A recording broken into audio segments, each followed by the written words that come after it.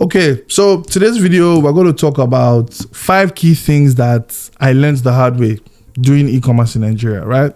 The problems, the mistakes I made, things like that, how I fix them or how I'm trying to fix them. Some I'm still trying to fix. So yeah, let's get right into it. So the first one is wrong product, choosing wrong products. Now, when it comes to choosing wrong products, the problem I had was I kept picking products I had no expertise in or I had no genuine use case for. And I'll give you a very good example. There was a time when I was selling, how do I even explain this now? It was like it was a kitchen product. It was a kitchen product that it could blend stuff, and then a smoothie blender. Right, it was like a smoothie blender, but this was a bit different, and it was I was drop shipping, by the way. So it was something like a smoothie blender, and I created a very nice website. I created ads that I thought would work. I came up with a lot of things that I thought would work, but they didn't. They didn't work. And how do you know they didn't work, right? How do you vet that this thing is not working? When you spend more money on ads than you get a return of sales within a period. So my period was always 1 month, right? So if I run ads 1 month, kind of brute force my way through it, and then see what happens within that 1 month. If the product sells well, fantastic. If it doesn't sell well, bust. Those are things that it didn't work out well for me. I was playing out of my depth, and that's simply because, number one, I don't know. I'm not a smoothie person. Up till now, I still don't drink smoothies, right? I'm not a smoothie person. I'm not even the target audience. So my target was mostly women or ladies. Sorry, ladies, not women. Lady. What's the difference? Anyways, my target was mostly that. So I was probably getting the age, or no, not the age. I was probably getting the way to communicate wrong as well, because I didn't understand these things. It's like nowadays where matcha is becoming a very popular thing. I don't drink matcha, right? I'm not a matcha person. Maybe I've never tried it before. Maybe when I try it, I'll understand the hype around it. But I don't drink matcha. So imagine if I start selling matcha products, right? Makes no sense. Anyways, I say all this to say that's one of the first mistakes I made. How did I fix it? I began to sell things I was genuinely interested in. And this is one of the things that I've seen people do. One thing I used to tell people in the AMBA program is you want to sell things that you will use. The reason why I say this is because when it comes to creating content, it comes naturally to you.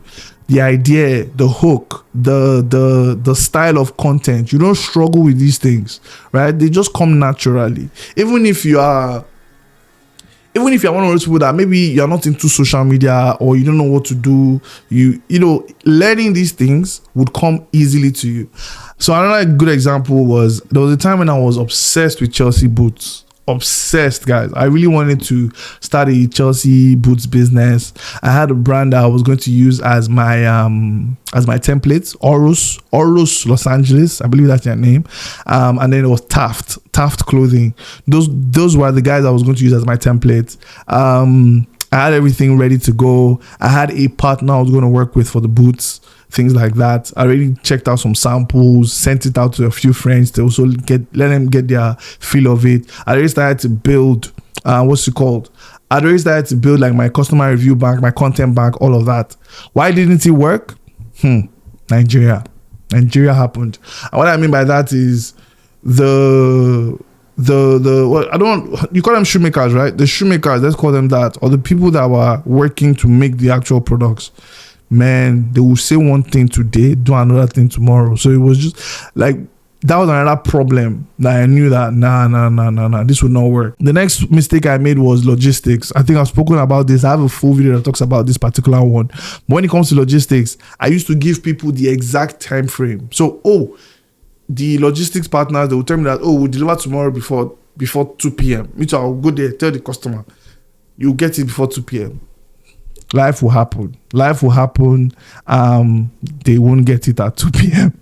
right? They wouldn't get it at 2 p.m. So I'll now have to start explaining stories of what my mother ate the night before, what my brother was telling me when I was a young child, telling people my family story and my family history that made no sense. They just wanted their product. And You know, when you are in these problems or you are in these situations at the moment, you get defensive and you begin to act out of character. Let's call it that. But the matter is, they are your customers. You promise them a timeline. So you getting defensive, saying things like, but we're not the ones riding the bike. But listen to yourself. And this is something that personally, I've done my own self-reflections, right? I'm not perfect. Nobody's perfect, and I plan for that imperfection. So what I'm trying to say here is, when it comes to deliveries, give space, give time. If they say, this will be delivered tomorrow by 12 p.m., tell them that, we'll deliver this the day after tomorrow. That way, everybody's expectations is primed, right? Everybody's expectations is primed, and this is what helps you stay sane in business, because there's a lot of insane people. The next one is poor cash flow. Now, when it comes to poor cash flow, this requires its own video. Like, one day I'm going to take time to talk to you guys about small business finance, because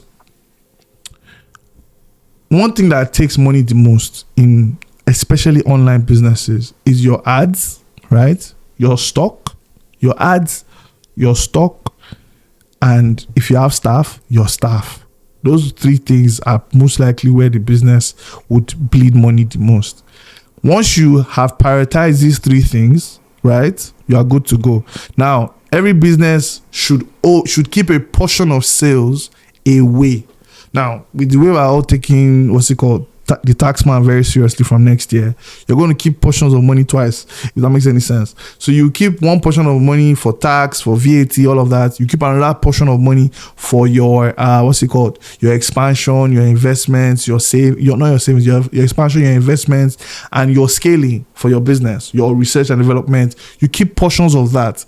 When you are doing your costing, nothing is stopping you from actually doing your costing with this in mind, right? This is one of the things that we do. So one of the things that I've started to enjoy for the last 2-3 years now is I've never run out of cash for running ads. I've been able to run ads on autopilot because this has always been factored in. Now, with the one of my favorite parables of seed time, harvest, things like that, sowing and reaping, there will come your difficult times where you will not see anything. You will just be running ads and everyone will be quiet. It will happen. Then there will come times where you can't even fulfill orders fast enough. Moral of the story, prepare for all these seasons in your business, right? The next one here is weak online presence. Now, this is a problem that I don't think you can fix this one. So let me just say this here now. You can't fix this one. Weak online presence, you can't fix it.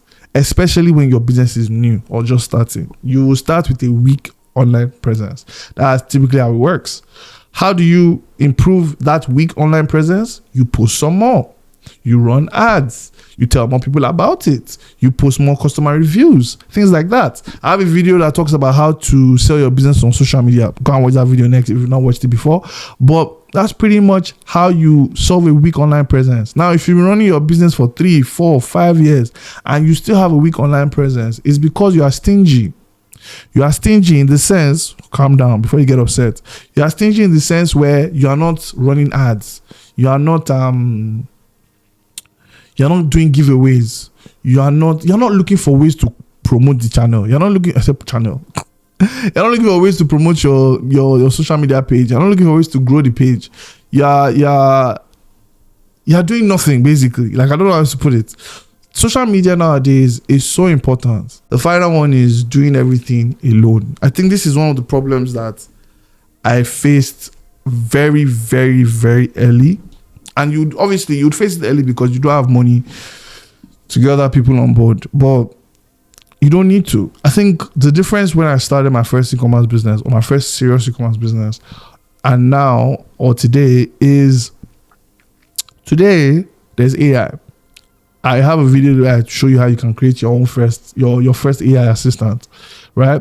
So those are some of the things that I wish I had. I'll probably be in a better place today in that particular business.